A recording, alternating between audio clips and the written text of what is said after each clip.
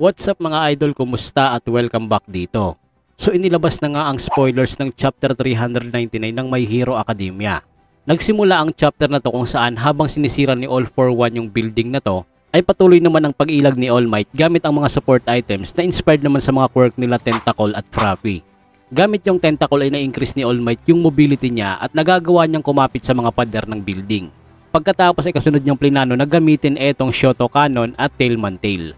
So looking back sa previous chapter, sa huling kartada ni All Might, talaga namang napakarami pa itong ipapakita sa atin gamit yung mga support items na to.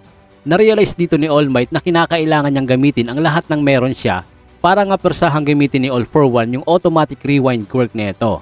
Using another support item na isang robotic bird na tinawag niyang Anima, ay inutusan niya ito para kunin ang isang bagay na maaaring magamit niya. Inasar naman ni All For One dito si All Might at sinabi niyang naiintindihan niya na nga daw yung mga plinaplano nito. At talagang tatapusin niya nga daw si All Might gamit lang ang kanyang konting lakas. Pagkatapos hinarangan ni All For One ang paligid ng mga parang ugat na to. At mula nga dito ay dalawang naglalakihang halimaw na may malalaking bibig ang bumungad sa harapan ng ating former number 1 hero. Sinabi naman ni All Might na sinungaling nga daw si All For One sapagkat hindi nga daw konting lakas lang ang gamit nito sa pagcast ng mga halimaw na to. Sumagot naman si All For One, nakakapiranggot nga lang daw ang gamit niyang kapangyarihan sa pagpapalabas ng mga halimaw na to. At napakalayo pa nito sa kanyang full power. Dito ay nagsimula na nga kainin ng mga halimaw na to ang kahit na anong nalalapitan nito, kasama na si All Might sa mga punterya ng dalawang naglalakihang mga bibig ng mga to. Nagawa naman sirain ng mga tendrils yung tentacles na support item sa battlesuit ni All Might. Sinabi pa ni All For One na masasaksihan nga doon ng buong mundo ang pagkamatay ng kinikilala nilang dating simbolo ng kapayapaan. Bali pagkatapos nga nun ay sinubukan ni All Might na ilagan yung mga atake ni All For One. Pero biglang sumulpot nga tong si All For One mula sa kabilang pader at nakapatama ito ng isang solid na full blow sa ating bida na kung saan napasuka nga ng dugo dito si All Might.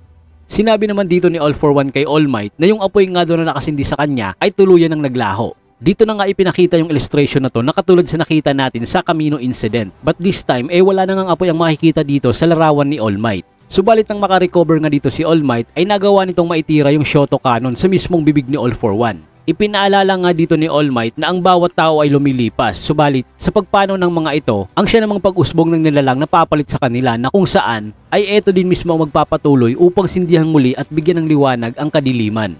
Matapos na nailipat ang panel dito kay Yuga Aoyama habang nakikipaglaban ito kay Kunida na isa sa mga nakatakas sa Tartaros during chapter 297.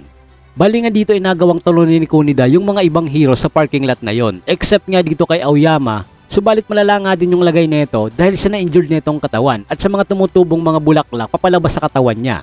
Sinubukang umatake ni Aoyama gamit ang quirk niyang laser, subalit sinabi ni Kunida na hindi na nga daw niya kailangan ng liwanag mula sa laser niya. Dahil sapat na nga daw ang human flesh upang tumubo ang mga binhi na ikinalat niya para umusbong ang mga ito. Sinabi naman dito ni Fatgam na etong mga bulaklak nga doon tumutubo sa loob ng katawan nila ay sinisipsip ang lahat ng mga nutrients nila kung kaya't ang mga biktima nga daw nito ay walang ibang magagawa maging sa paggamit ng kani-kanilang mga quirks. Pagkatapos na ituluyang nawala ng malay si Fatgam, na-reveal naman dito ni Kunida na kapag umusbong nga daw ang mga bulaklak ng mga halaman sa kanilang mga katawan ay magsisimula nga rin daw na magkaroon ng chain reaction na kung saan ang lahat ng mga nasa area na yun ay sabay-sabay na maapektuhan dulot ng quirk niya. Bali nga dito habang hawak-hawak ng halaman neto yung belt na gamit ni Aoyama para makontrol ng maayos yung quirk niya, ay sinabihan neto si Aoyama na wala nga daw siyang silbi kapag wala yung belt na to. Dito ay naalala biglan ni Aoyama kung paano nag-effort yung mga magulang niya para lang makuhaan siya ng ganitong belt. Pagkatapos ay nagawa niyang i-activate yung quirk niya na kahit wala siyang gamit na belt. Matapos na talaga namang hindi makontrol ni Aoyama yung paglabas ng lasers mula sa katawan niya. At dito na nga biglang pumasok sa eksena si Hagakure at naigad niya nga tong mga laser sa target nilang si Kunida. Sa pagtatapos ng spoilers na to ay sinabi ni Hagakure kay Aoyama na hinihintay niya nga lang daw ang muling pagbabalik ng hero na to.